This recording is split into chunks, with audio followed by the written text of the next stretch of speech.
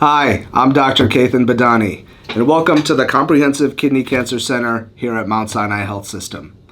I'm proud of this program, building it over the last 12 years, and we just kicked off Kidney Cancer Awareness Month with our Hoops for Health event. And if you joined us, I hope you found it educational, helpful, and fun, as you can see from the little snips.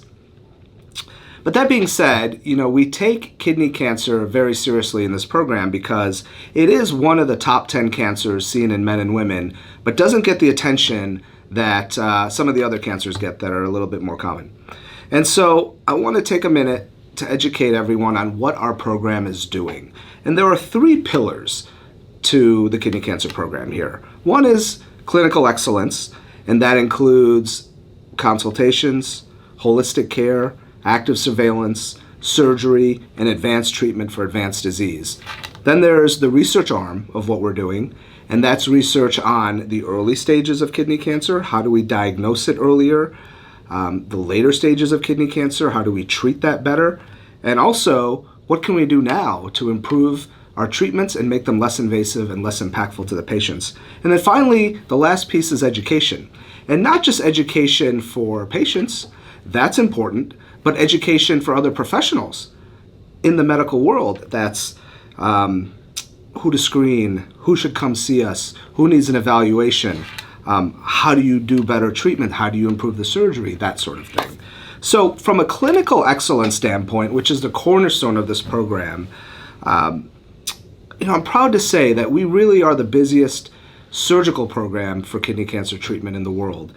I've had the unique honor of having done the most robotic partial nephrectomies worldwide, and that comes from a passion to treat this disease and save kidneys.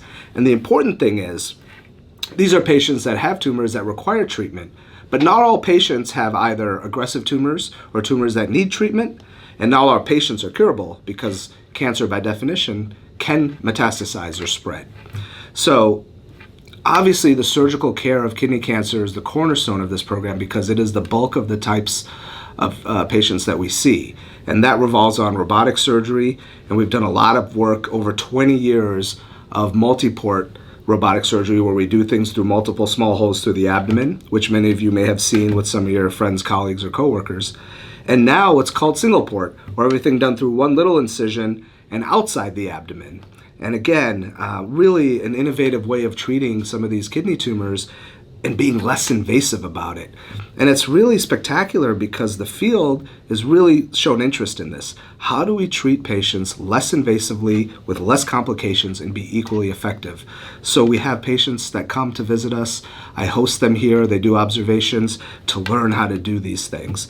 And so that is the cornerstone of our program. But we want to do better. And that's where the research part comes in. And our research is on various different levels, but screening and diagnosis is a big need. Right now, most kidney cancers, especially in the United States, are diagnosed what we call incidentally.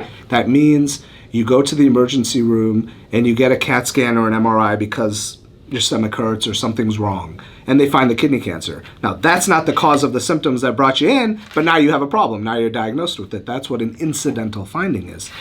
Well, that's not the best way to find a disease, right?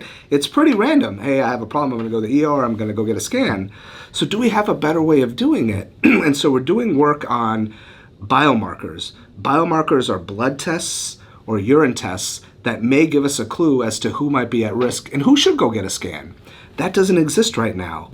So you would think that we would have that at this point, but it's a hard thing to do. It's a hard thing because kidney cancer lives in a very finite capsule, a very, very strong force field until it's ready to spread. And so it's hard to pick up that signal in other parts of the body if it hasn't done that. But we're onto something. We have some very important data that's suggesting we might be able to pick this up in blood and urine tests. But it takes a lot of effort, it takes a lot of work, and of course it takes a lot of patients that we take care of who participate in our trials. The other aspect of research is diagnosis, right?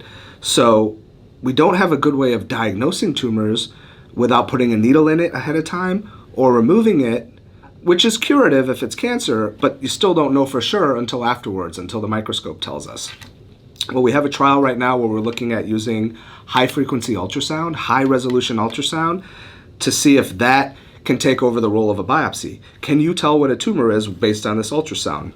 And we've enrolled hundreds of patients into this trial and have very interesting data. Same thing with using portable MRI.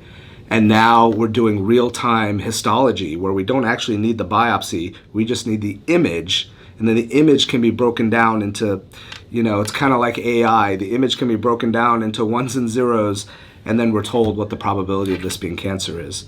So that's the kind of work we're doing to improve how we can diagnose patients non-invasively. And then, of course, the last piece of this is education. And education is important because, although, like I said, I'm proud of my program because we do the most of this in the world, that should be that should be disseminated everywhere, right? For example, a single port retroperitoneal robotic partial nephrectomy, that should be accessible to all patients across all the continents, right? How do we teach that to everyone? Well, we have several important initiatives. One is obviously holding symposia for other surgeons. At Mount Sinai, we hold several large symposium. We do one annually in December. It's a 3-day robotic surgery event where we teach surgeons how to do the operation, how to improve it, and then we talk about kidney cancer from top to bottom: diagnosis, screening, evaluation, staging, treatment, etc. Then we have our annual meeting, the American Urologic Association, every year, and we do a symposium again showing how to improve surgical technique and how to improve that outcome. And then some of the other things on top of that is we have case observers. We have a program where the surgeons can come. We've had surgeons come from 26 countries over the last 2 years to come observe and learn how we do things so they can bring that back to their hometown in the US or to their country from where they're from. And then finally, there's patient education. And that's where these events like Hoops for Health that we do for Kidney Cancer Awareness Month and the associations and foundations that support us, 2 of which were at our recent event, the Kidney Cancer Association. And if you want more information about kidney cancer, please see their website below and visit them. And then the other partner we have is the National Kidney Foundation, whose website is listed here below. Again, both excellent resources for patients to get more information for them or their loved ones about kidney cancer. So that being said, I'm going to list our website and our phone number below if you want more information about our program, or you have a question, or you just want to meet and have a discussion about the research and some of the activities we're doing. Thank you very much for your time. I hope you have a great day.